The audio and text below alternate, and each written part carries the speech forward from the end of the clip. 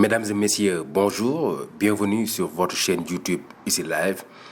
Aujourd'hui, nous recevons deux éminents hommes qui œuvrent pour leur communauté. Mouhamadou Bamba Diop, président de la Fondation pour l'albinisme au Sénégal et en Afrique de l'Ouest, et Moussa Morgan, président de la Confédération pour le combat de l'albinisme. Monsieur Mouhamadou Bamba Diop, bonjour. Bonjour. Monsieur Moussa, bonjour. Oui, bonjour.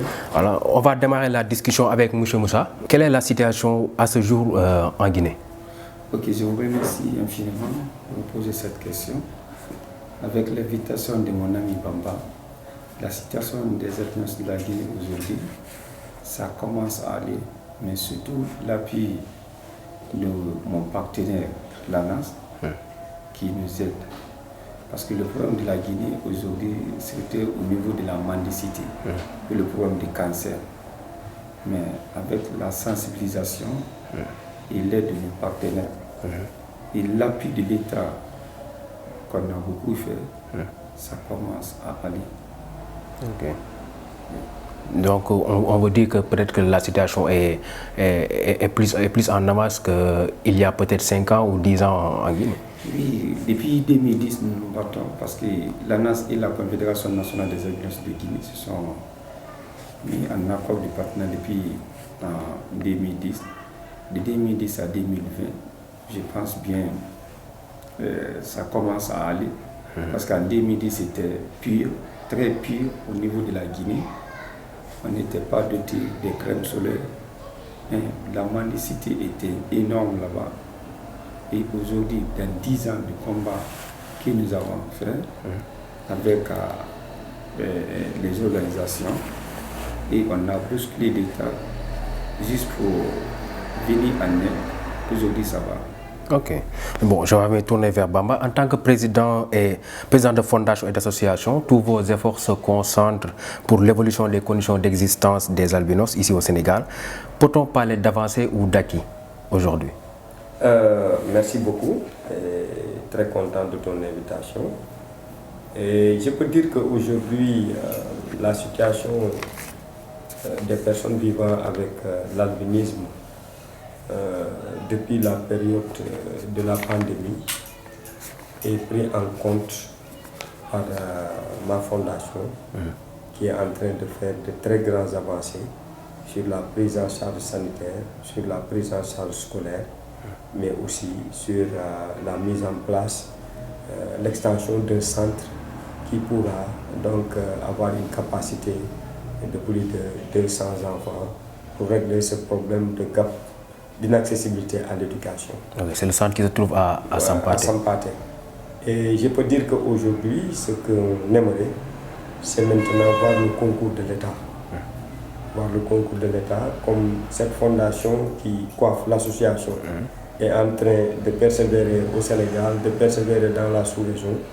Donc ce serait aujourd'hui vraiment très judicieux de pouvoir avoir l'État à son côté pour régler certaines questions qui sont donc la prise en compte de l'albinisme dans un programme spécifique dédié aux personnes vivant avec l'albinisme, mais aussi l'application, la mise en place et le vote d'une loi au niveau de l'Assemblée nationale pour la prise en charge et la prise en compte et la protection des personnes vivant avec l'albinisme au Sénégal. Okay. Parce que depuis quelques années, nous avons noté que les albinos étaient en train de vivre un génocide.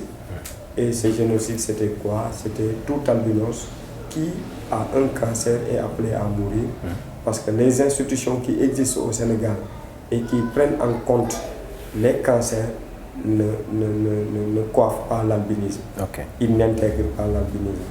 Et l'État aussi, dans sa mission régalienne, donc, qui est de donner l'accès à la santé à tout honnête citoyen, ne prend pas en compte l'albinisme. Okay. Voilà. Donc je pense que c'est ce qui fait qu'aujourd'hui, la fondation se bat et on aimerait vraiment avoir à nos côtés les autorités sénégalaises pour régler définitivement cette question liée à l'albinisme au Sénégal. Ok. Est-ce que la carte d'égalité des chances a un réel impact sur vos quotidiens? Je ne dis pas qu'elle n'a pas d'impact mais la carte d'égalité des chances ne règle pas le problème de l'albinos. Le premier exemple que je te donne, c'est que un flacon de crème solaire de 15 centilitres ne peut pas être acheté par les 25 000 que l'État alloue trimestriellement donc, aux détenteurs de la carte. Et aujourd'hui, cette carte ne fait pas la majorité dans la communauté albinos parce qu'elle est minime sur le nombre d'albinos qui détiennent la carte. Donc je peux dire que au-delà de la carte d'égalité des chances, l'État, dans sa mission régalienne, doit étudier la possibilité de mettre en place un programme national dédié aux personnes vivant avec l'albinisme, mais aussi aller vers l'Assemblée nationale et demander le vote d'une loi, comme on l'a fait tout récemment en Guinée, qui est un très grand acquis de la Fondation en partenariat avec la Sénat, mais aussi de l'ANAS qui a initié ce partenariat, mais vraiment aussi comme on l'a fait dans beaucoup de pays africains. Les albinos sont des Sénégalais, c'est des citoyens à part entière, donc ils doivent bénéficier de leurs droits au niveau du Sénégal. Et je pense qu'aujourd'hui, ces droits sont privés par l'État, certes peut-être par une méconnaissance de l'albinisme dans le cadre général, ou peut-être un manque de volonté politique pour prendre la question de l'albinisme au sérieux au sein du gouvernement du Sénégal. Ok, donc en vous écoutant tous les deux là tout de suite, on peut dire que la Guinée est en avance par rapport au Sénégal. Parlons maintenant d'éducation. Quel est le taux d'alphabétisation des albinos en Guinée? Bon, ça, au niveau de la Guinée, le taux d'alphabétisation en Guinée, c'est à peu près, je fais prendre 30%. Parce que la majorité des enfants ne vont pas à l'école. Ça, c'est clair et net. Les parents mettent les enfants dans la rue et il y a les personnes qui vont jusqu'au village prendre les enfants, mettre dans la rue, sans mettre à l'école. Et c'est dû à quoi? À une pauvreté? Ça dit de la pauvreté et ça aussi, ça dit les... Comment je vais dire ça? C'est-à-dire les personnes qui ne croient pas à Dieu, dire donner des sacrifices à un albinos, ça te donne du porte-bonheur, ça te rend... Donc les sacrifices sont toujours courants là-bas en Guinée? Oui, c'est toujours courant en Guinée. Ça au moins c'est clair. Ok, donc mais vous ne pensez pas que si par exemple les enfants albinos étaient mis à l'école, est-ce que ça ne pourrait pas réduire peut-être ces pensées ou ces actes de sacrifice? Voilà, c'est la raison pour laquelle nous les ONG, on a pu demander à l'État de faire une loi. Parce que sans la loi, on peut faire la sensibilisation, mais s'il n'y a pas la loi, ce ne sera pas facile. Ok. Donc avec cette loi, on va essayer de voir ce qui va se passer. Ok, cette loi a été votée depuis Depuis le mois passé, le mois dernier. Ok. Au Sénégal, est-ce que les albinos vont à l'école? La question est peut-être comme ça, brute, mais il le faut aussi. Ça me brise le cœur quand j'entends vraiment, quand on me pose cette question, parce que ça me fait mal au cœur de voir qu'aujourd'hui, une très grande discrimination est en train d'être commise par l'État du Sénégal sur la communauté albinos au Sénégal. Ah oui? Oui, je peux vous dire qu'aujourd'hui, 98% des enfants vivant avec l'albinisme n'ont pas accès à l'éducation. Ce que je trouve déplorable. Et quand j'entends dans les radios, dans les télés, des organisations parler de la scolarisation des enfants et ne pas impliquer la communauté albinos, ça me fait mal au cœur. Et souvent, c'est des organisations éclaireurs qui sont là, qui travaillent avec l'État, qui travaillent avec les ONG. Je me dis, certes, c'est par méconnaissance, ou certes, c'est peut-être la manière dont l'État a négligé la cible albinos que ces organisations n'ont pas peut-être les informations requises pour pouvoir accompagner ces enfants albinos à l'école. Est-ce que vous êtes parti les chercher aussi, ces organisations? Oui, vous savez, nous, ce que nous pouvons, c'est sensibiliser, demander des audiences, essayer de rencontrer des autorités. Mais quand ces audiences-là n'ont pas de retour, est-ce que ce sera possible de les avoir autour d'une même table et de discuter? Moi, je pense qu'aujourd'hui, la première personne à venir nous rejoindre sur le terrain devait être l'État. Parce que l'éducation est un droit universel. Ouais. Comme l'accès à la santé doit être aussi un droit universel. En tant qu'État du Sénégal, en tant qu'autorités qui ont été élues par les honnêtes citoyens dont la communauté albinos fait partie, je pense qu'il est de leur devoir de voir là où l'éducation ne se fait pas sentir pour initier des programmes spécifiques. Parce que vous savez, les personnes vivant avec l'albinisme sont lésées à tous les niveaux. Aujourd'hui, on prend l'albinos comme un handicapé. Ça, déjà, c'est pas normal. L'albinos est en situation de handicap. Certes, il vit cet handicap, mais quand il est accompagné, quand il a les instruments nécessaires, quand il a sa crème solaire, il est apte à faire ce qu'on attend de lui. Et aujourd'hui, l'État, la communauté regarde une personne vivant avec l'albinisme comme une personne handicapée qui n'est pas capable de faire des choses, qui n'est pas capable de faire une éducation saine, qui n'est pas capable d'aller tenir une formation, qui n'est pas capable de pouvoir jouir donc des privilèges que l'État met à la disposition des honnêtes citoyens sénégalais. Mais il y a des structures qui sont dédiées aux jeunes de façon générale. Plusieurs structures comme l'ADER, comme l'ANAMO. Vous n'êtes pas parti les voir ou elles ne sont pas venues vous voir? Vous savez, le malheur c'est que souvent, comme le Sénégal est trop politique, la majeure partie de ces institutions-là fonctionnent dans le volet politique. Ça veut dire que si vous n'êtes pas une communauté qui est influente, affiliée à quel? Voilà, ou si vous n'êtes pas affilié à un parti politique, malheureusement, ce sera difficile de vous prendre en compte dans leur programme. Certes aussi, il y a des programmes de filets sociaux. Mais je vous donne un exemple. Si je prends comme exemple la subvention annuelle que l'État du Sénégal met à la disposition de la Fédération des associations de personnes vivant avec un handicap, dont les albinos font partie. C'est 300 000 francs par an. 300 000. 300 000 par an. Pour une communauté de combien de personnes?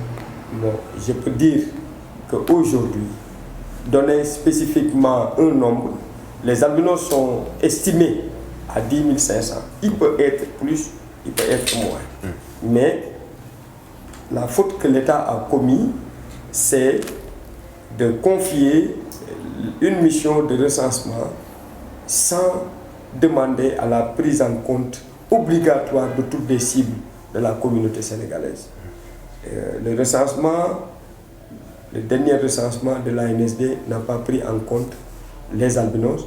Certes, ils ont utilisé le modèle Washington, mais je pense que comme ce modèle ne prend pas en compte certains types de handicap, ils devaient faire le perfectionnement de ce modèle-là ou voir là où ce modèle n'est pas inclusif et essayer de rectifier. Okay.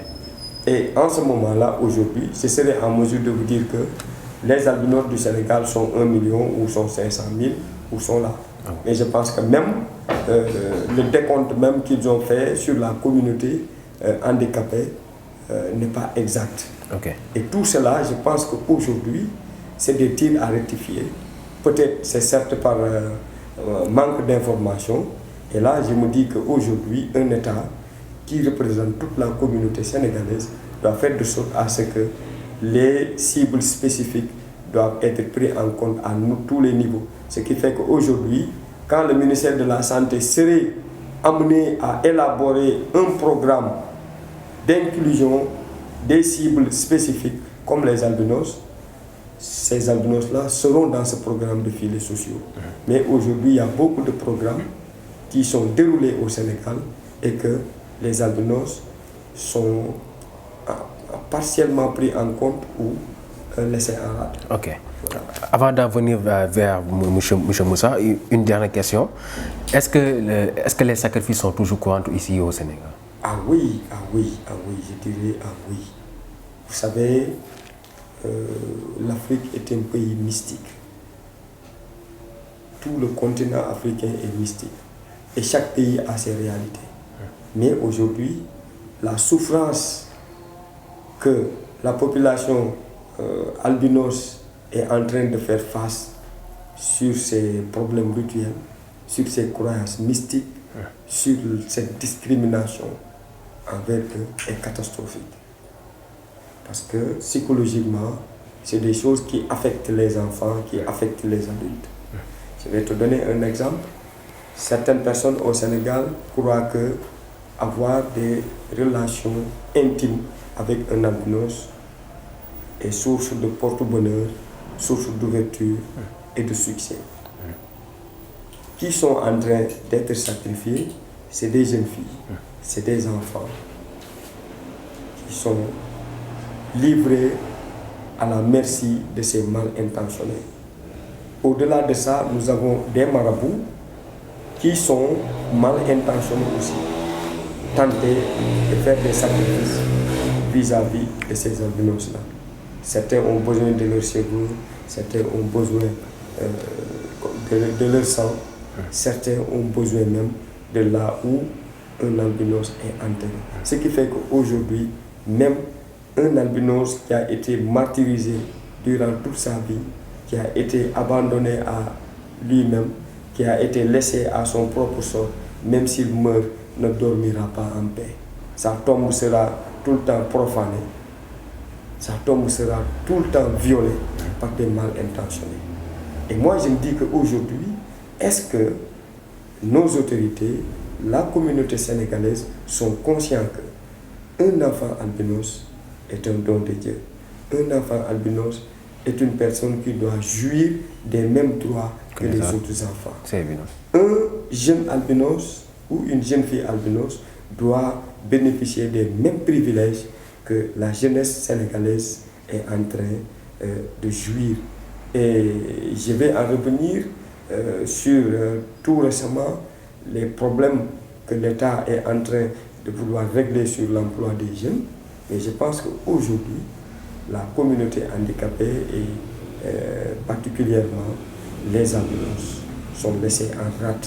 À propos de cette question, je vais y revenir après, mais M. Moussa, comment se comporte le marché du travail en Guinée envers les albinos?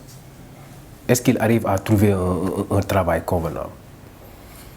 Oui, ça, bon, chez nous, le problème du travail, c'est difficile. C'est vrai que c'est difficile, malgré, comme on a si bien dit, l'État aide toujours les albinos parce qu'ils ont mis un policier dans le gouvernement, ils ont mis une femme militaire aussi, et un douanier. Et ça aussi, c'est un acquis pour nous. Malgré nous sommes en train de se battre, mais ce n'est pas facile. On a besoin de plus que ça. Ce que nous demandons à l'État, c'est de l'intégration totale. Pas une majorité, mais ça, on demande à ça aussi, pour que ça avance. Aujourd'hui, quelles sont les priorités? Les priorités d'abord, de ce que nous avons demandé à l'État, c'est l'emploi. On a demandé l'emploi, après l'emploi, la santé aussi. Car avec la sensibilisation, l'éducation, ça commence à aller. Mais il y a beaucoup de jeunes albinos qui ont fini leurs études, mais n'ont pas d'emploi. Ok. Monsieur Bamba Diop, tout à l'heure vous parliez de jeunes et d'État et de travail. Je pense que, si je me rappelle bien, l'une de vos dernières revendications était que l'État applique le décret portant sur le recrutement des personnes vivant avec un handicap dans la fonction publique. Est-ce effectif? Jusqu'à présent, ce n'est pas effectif. Vraiment, je ne sais pas, je suis très désolé et je ne comprends pas jusqu'à présent pourquoi cette loi d'orientation sociale, qui est aujourd'hui un document de régulation sociale, parce que le SUTSAS, la Fédération des personnes vivant avec un handicap et l'État du Sénégal se sont retirés pour produire un document qui a été voté à l'Assemblée nationale. Jusqu'à présent, ce n'est pas effectif. Vraiment, je ne sais pas, je suis très désolé et je ne comprends pas jusqu'à présent pourquoi cette loi d'orientation sociale, qui est aujourd'hui un document de régulation sociale, parce que le SUTSAS, la Fédération des personnes vivant avec un handicap et l'État du Sénégal se sont retirés pour produire un document qui a été voté à l'Assemblée nationale par WAD, et c'est un document qui a fait le tour des ministères du Sénégal pour être réduit à 50 articles.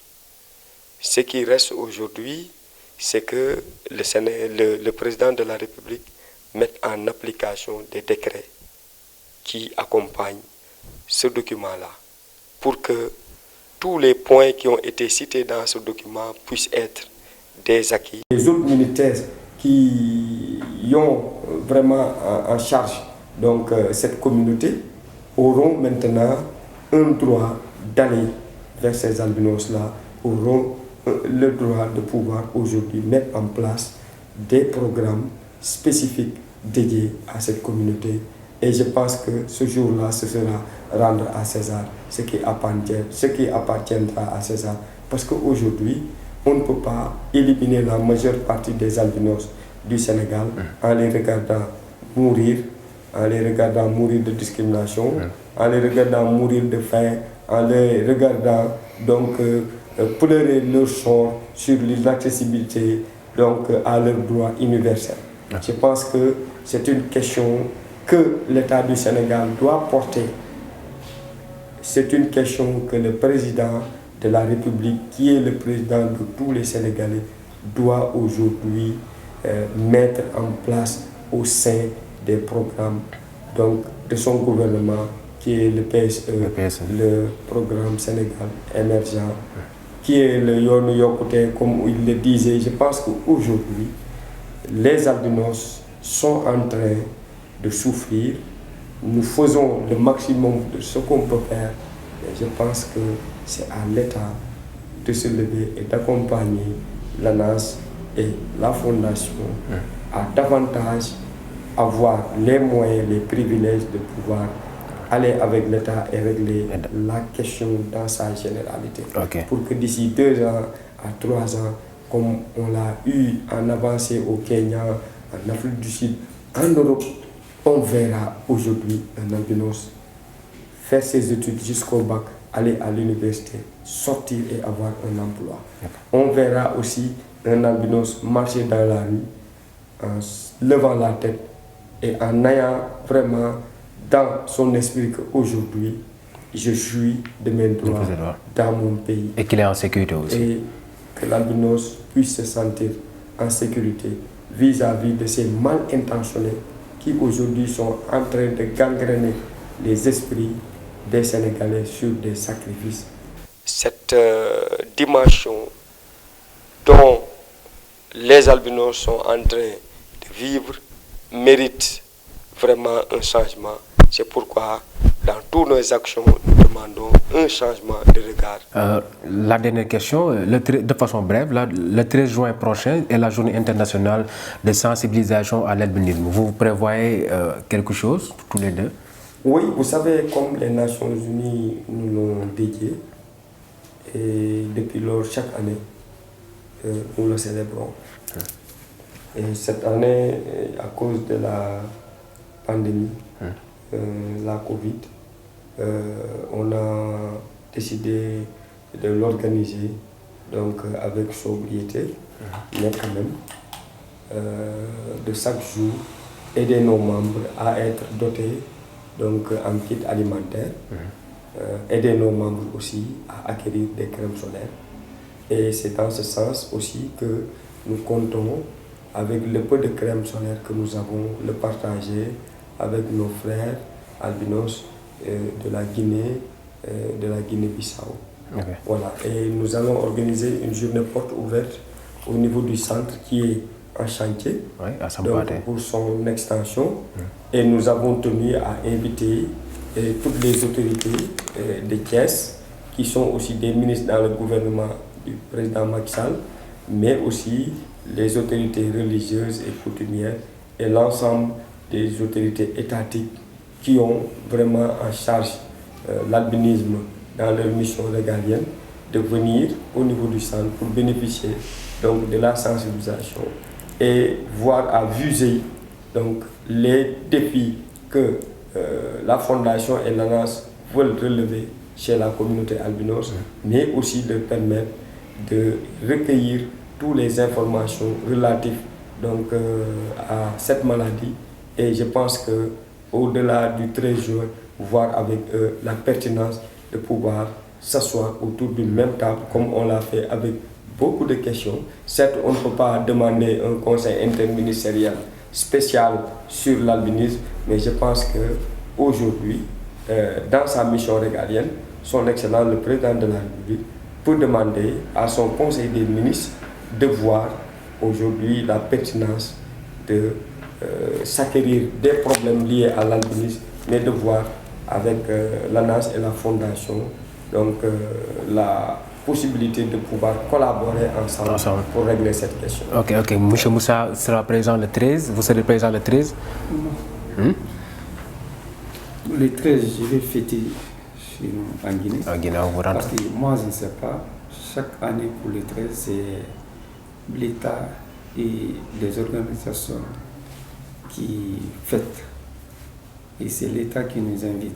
Je ne sais pas si au Sénégal, c'est l'État qui invite les ONG ou bien c'est les ONG qui invitent l'État. Mais chez nous, c'est l'État qui invite. Okay. Donc je serai obligé, je suis venu juste pour les crèmes, ce que l'ANAS nous donne, de présenter à l'État. Et ce que l'État va faire, ça dépend de... Okay. Mais nous sommes invités par l'État. Okay. Je ne sais pas si ça se passe aussi au Sénégal. Ok. Merci, monsieur, d'être venu pour parler de la situation des albinos au Sénégal et en Guinée. Je vous souhaite bon retour. Monsieur Bamba, merci à vous. Monsieur Moussa, merci à vous. Voilà. Bon, on s'en tient là pour aujourd'hui. Nous vous donnons rendez-vous pour d'autres émissions, d'autres thèmes, avec d'autres invités. À bientôt.